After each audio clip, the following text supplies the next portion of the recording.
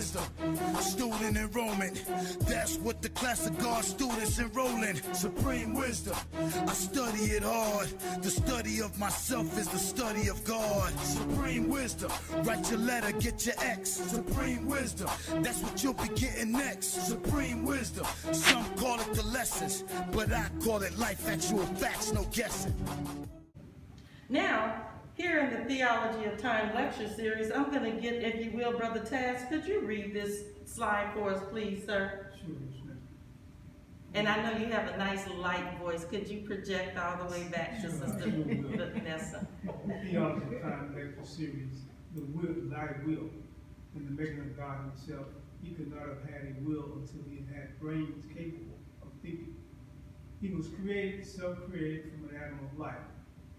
Atom of life had not only to produce flesh, bones, and blood from the earth that he was created on, self-created. I want you to know that good. I want you to know that good. I will repeat it time again, and I will go to no limits, no limited argument with you that he was made on the very earth that we're on now, but it was not itself as it is today. It was only an atom itself. The Honorable Elijah Muhammad, August 20th, 1972. Thank you. So, according to the teachings of the Most Honorable Elijah Muhammad, Allah created himself in this space. Don't know what the space is, don't know what it was made of, but it was a space. And as this electricity acted on this atom of water, it became an atom of life once it started rotating. Life started, the cells start dividing, and then he start building up brain first. He could not, he said that thy will, he said in making himself, he could not have a will until he had a brain. So we know that somewhere connected to our brain is our ability to will. Okay? And what also is interesting is that it says that, you needed brains capable of thinking. He was created, self-created from an atom of life. He said the atom of life had not only to produce flesh, bones, and blood from the earth. You know that the human being has the same chemical composition as the earth. So when you see the earth in the scripture, that's referring to you and I. We're called human beings because the root word is humus. Humus is what they call black dirt, the kind of dirt that you plant, that rich soil that you plant your plants in, right? Yes, Humus. Okay? So human comes from the word humus, which means black earth. It says Allah created man out of black clay and sounding mud. Okay? So, or sounding clay, black mud and sounding clay, excuse me. Yeah. So Allah created us from the very earth that we're on. Our bodies are about 75% water. The earth is composed of about 75% water and 25% land. 25% of our body is bone and solid matter, but most of it is water. That's why it's so important to drink water, because that's what most of us is made of. Okay. So do we have any questions about this before? Let me also make the analogy. I have this water. It's like a droplet of water. Of course, Sister Gabrielle last week, she debated on this whole concept of the droplet of water. But nonetheless, and it was just a nice graphic, and it had the earth on the inside. But the earth and this water is just so interesting. I asked myself this question. Brother Malik answered it last time about if the earth was the thing that nourished the first God, it's the thing that helped him build up blood and bones and flesh. What is the thing that nourishes the human being as it's developing in its mother's womb that it feeds off of? What does the human being, as it's developing in the womb of its mother, because Allah developed himself in the womb of space, what is the thing of the human being when we're developing in the wombs of our mothers that we feed off of? Is it the food, for the nutrition or something? That too, but Is it the love? now how this brother got it? He a man. The energy? No. What is it, Brother Matthew? You said it last week. What do we feed off of as human beings in our mother's womb? What is the thing, you know, we don't, you know, when our mom, even though women say this, look, even though women say this, but it ain't true. Yeah, They say I'm eating for two. And so when they eat the food, they can say, well, me and the baby gonna eat some chicken or whatever. Baby ain't eating chicken. The baby's not eating chicken. So. Okay, I understand. I understand.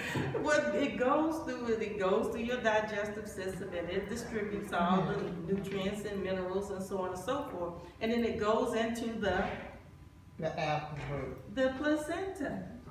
That's how you exist. If you didn't have a belly button, I would have to check you out because you wouldn't be human. I gotta study myself. The umbilical cord connects you to your mother, and that's how you got nutrition, okay? But that's the same way that the God created himself. The earth served as his placenta. Interesting. Any questions before we move forward? Can you see, sister, from there? Maybe not? Any questions before we go further? Yes, ma'am. Yes, sir. I heard you mention that, human being, and I know you said you made it from the earth. So the earth they consider the black soil, the humus, and this soil is the progenitor of life, plant life, etc. in the soil. So that, I guess, explains why we say that the original man is the hue of the original man. Is the Asiatic black man. That's from right. the earth. The earth man. Yes, ma'am. But interestingly enough, that thing they call jazzy melanin that we have, they call it jazzy melanin. Okay. Do you know that jazzy melanin is very similar to chlorophyll Exactly. in a plant? No. And how? Yes, in a plant. So the question is that how do plants produce their food? Photosynthesis. And the photo in photosynthesis means what? Light. What kind of light? And what activates the pineal gland to give us this beautiful hyperpigmentation called jazzy melanin? Sunlight. We're very similar to plants, brother. So it's like carbon. Yes, Carbon. exactly. So we need sunlight. So black people, when we don't get the proper amount of sunlight, you know, we lose our spirituality, our connection to the God. Yes, sir.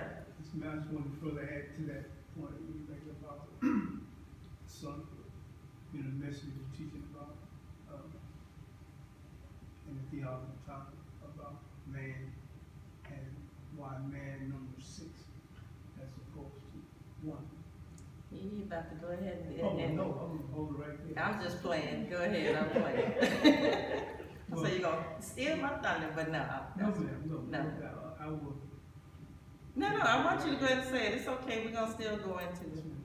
Well, basically, it was, my understanding was that the 6 is because it had taken 6 trillion years for the making of the sun, which Allah put inside of man, so that man could, as Allah had did, put himself into orbit, because the sun is what causes motion, motion causes time, and put things into orbit. Very good, very good. I hadn't heard it put quite that way, but that's very good. And that's what we're talking about right now, because we want to connect, not only God, Allah's creation, you know, we just want to know the history, we want to connect it to ourselves. Yes, sir. One last thing, Yes, sir. and that is, when, Imam was talking about the original man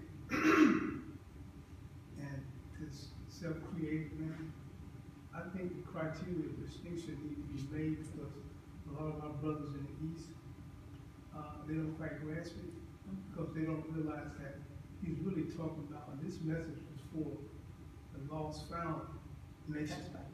But it's not. Mhm.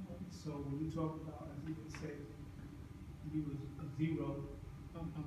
and a 1 Mhm. came and got behind you and gave you the multiple of 10. Yes. He's not talking about nobody but the original man, Asiatic record man, here in the wilderness of North America. I just want to say that because I think Yes. oftentimes people become delusional about what that message is, who it's for. Right, right. What it really means to those who it's for. Exactly. And that's real. And who is the 0 in that equation? It's us. Lost found. Yes, we were like nothing, like the dust, have no purpose. We were like the atom that was out there. There was an atom out there, but it didn't have any aim or any purpose until the electricity acted on it, and then it began to rotate in the darkness of space, and it built itself up into one. And that's the same way when we get the knowledge of of Master Fard Muhammad, when it actually, the minister said, he said that this wisdom is like sunlight. And he said when people speak it, it hits your brain cells begin to start to oscillate. And that's when the light begins to start coming on in your mind where you can see things that you couldn't see before. Right. Because we're spiritually blind. Yes. And that's what this teaching is, a sunlight.